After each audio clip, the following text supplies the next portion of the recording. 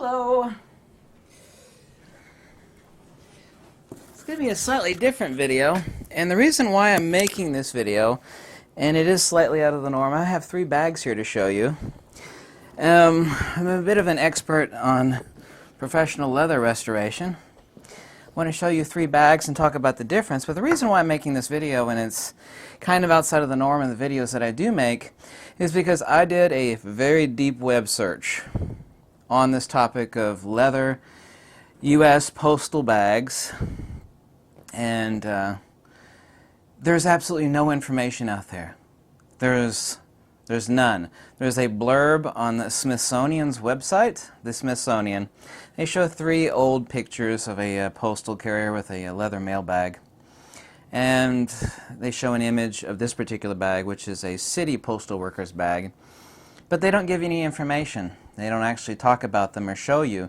So there's absolutely no information on Google, no information on YouTube about this topic, and there is one video where a guy shows a courier bag, but he doesn't know what it is. He actually misidentifies it. So I made this video specifically because there's absolutely no information on this topic whatsoever, and I like to present information that there's, sometimes you could search something and, you have 10,000 things to choose from to learn about something, but there's absolutely no information, so that's the reason why I made this video.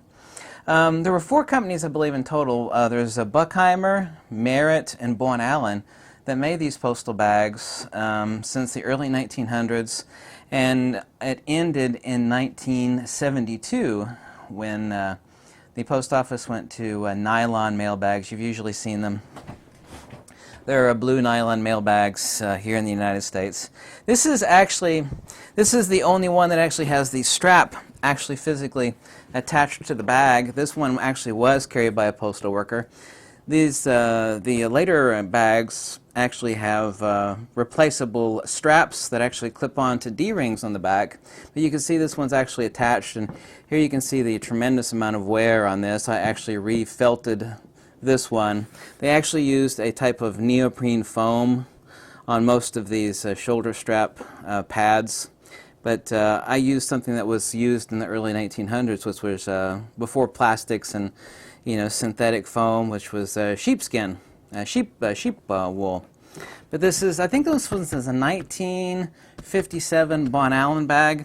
By the way, I have towels stuffed in all of these, but here you can actually see across the front where it says U.S. Mail right here, and this is also too the only authentic U.S. postal worker bag that actually had a fastener and a buckle on it.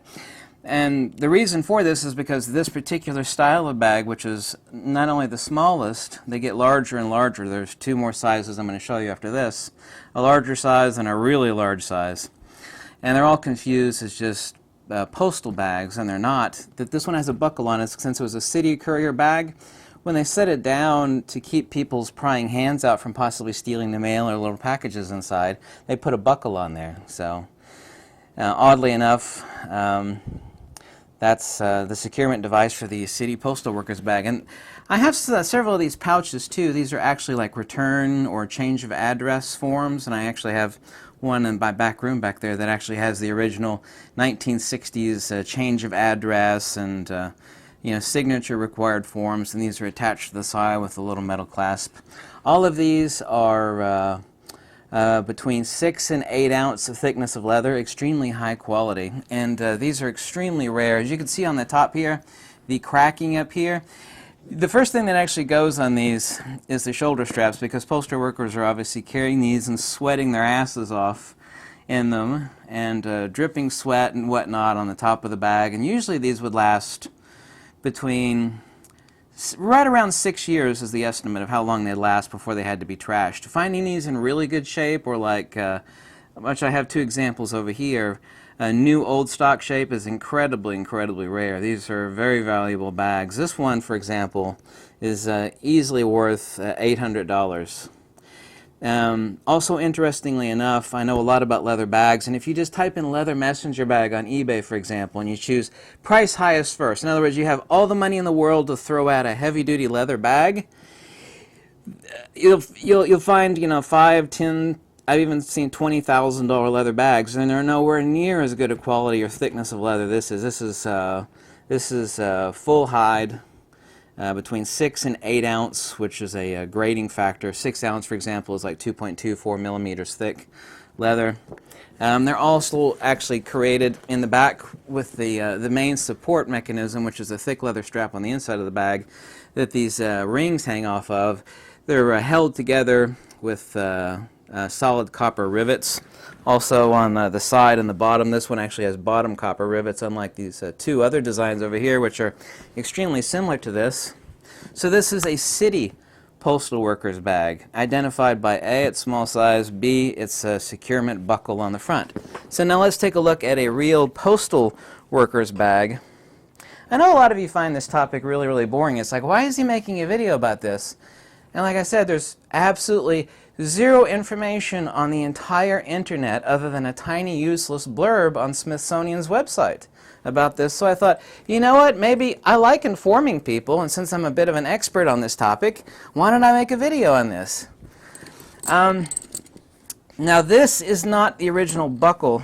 This is actually made a lot better. I made this shoulder strap myself with solid brass buckles, and these are called Conway buckles. These are swivel snaps and Conway buckles, so this is not original to the bag. And the reason for that is anytime you find these bags, they're missing these because they get destroyed and sweated on and basically ruined. And this is the part that's always being destroyed quickly by the postal worker. Or the bags actually come separately from the actual replacement straps. So 80% of these bags come without the straps. But I made them for these, and they're even thicker than the original since I do a good bit of leather work. This is a true original postal worker's bag. You can see how much larger it is, and you notice that it has no buckle. I forget when this one is made. Let me look inside here. This one, like I said, this one's 1970. This is made by Watts. I have some that are from the early 1950s. I actually have two from the early 1950s. But this is a 7-ounce thickness leather postal worker's bag. So this is the true postal worker's bag. Finding them in this condition is exceptionally rare. There are copper rivets on the back. I don't know the exact volume of this, but they all look the same, and they also all have a rounded flap like this. This is the intermediate size. This is for carrying small packages, and for mostly letters, of course.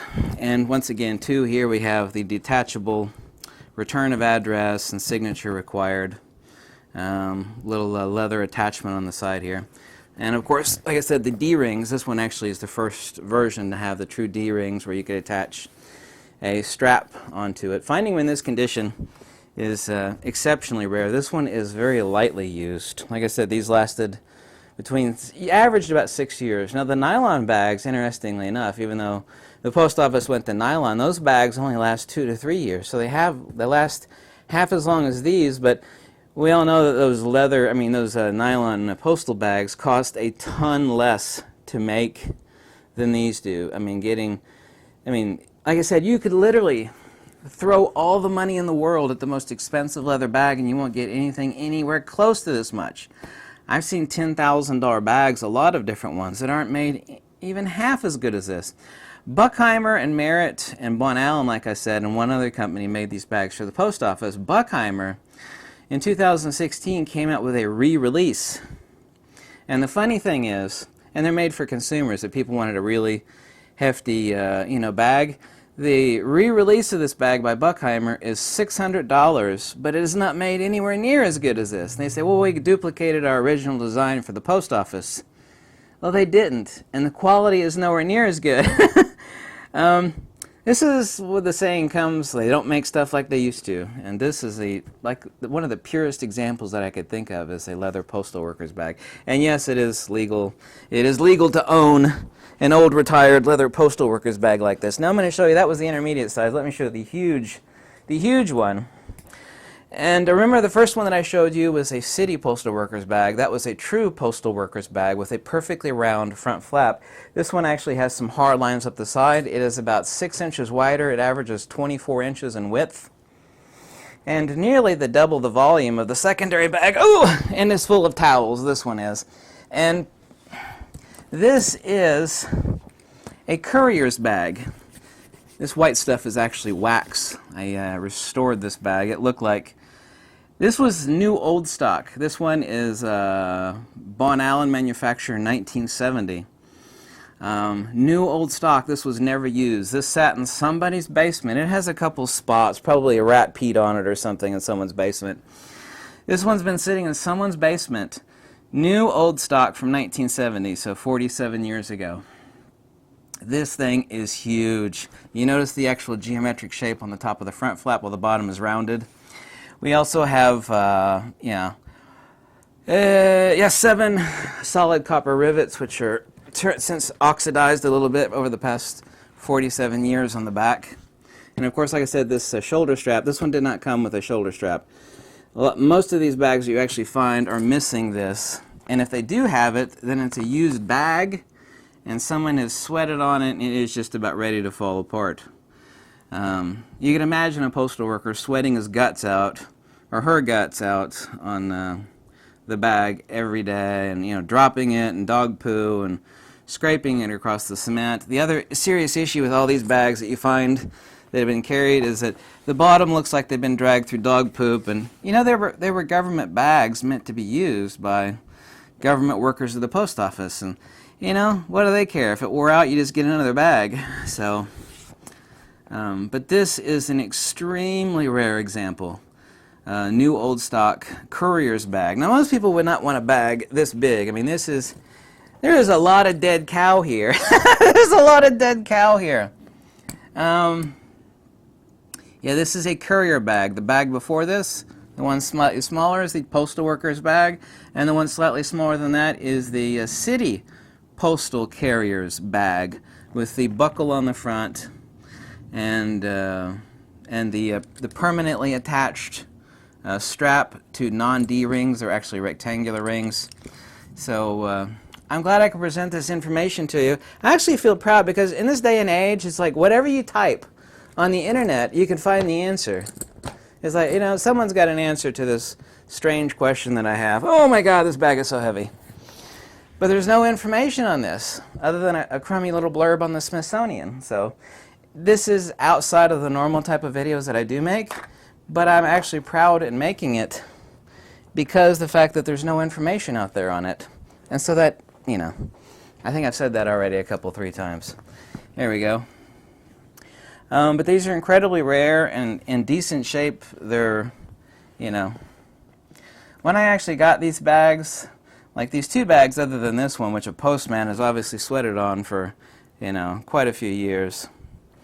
They were extremely light colored, like a very, very light sand. I mean, what would happen if your skin if you didn't moisturize it for 47 years? They're stiff and very, very, very pale.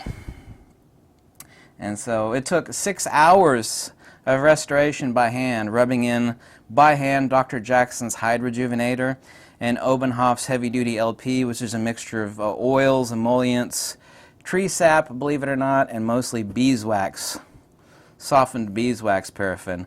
It took 5 different layers. This bag, the really big one that I just showed you, for example, after I'd rub it in and it'd be dark in color, the bag was so dry from lack of moisturization that it sucked that in, and then you come back an hour later, it looked almost as light as when I started. In other words, the leather was actually screaming out, oh, more moisturization, more moisturization. So I'm glad I could restore these, so these will, in these current condition, these bags will outlive me in my lifetime.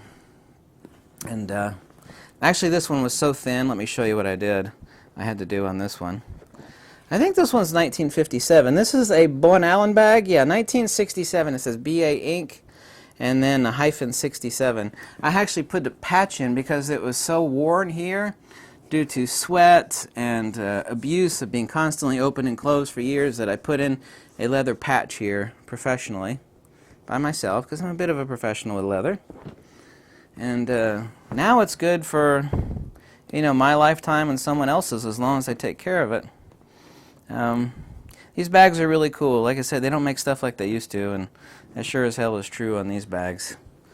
You can make a wall hanger out of these, but I mean they're perfectly adapted for use in everyday life. And they just don't make stuff like this anymore. Solid copper rivets. Nobody does. It's like I could throw all the money in the world at it, and you can't get a bag like this. Well, you could. You could actually commission a professional leather worker and pay him, you know, $1,200 or more. It's like, I want an exact duplicate of this. And get it. Usually the leather quality won't be as good. I mean, these are really high. The government, you know, paid these companies a lot of money to produce some really high quality leather bags. And, you know, all this stuff is made back in the day when labor was cheap. Some of this stuff actually, I don't think so, but I think some of this might have even been prison labor.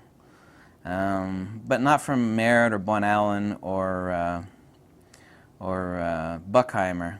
Those were private contractors contracted by the government to make these bags. So I hope you like this video. It's the only one of its kind on the entire world on the internet, and that's the reason why I made this video. If you like this video, please click the link below, and you could drop me $1 or $2 donation, or you could tell me to jump off a cliff. I'm just glad I could present this information, as dry as it might be. Not as dry as the bag was before I restored it, though. Thank you. Goodbye.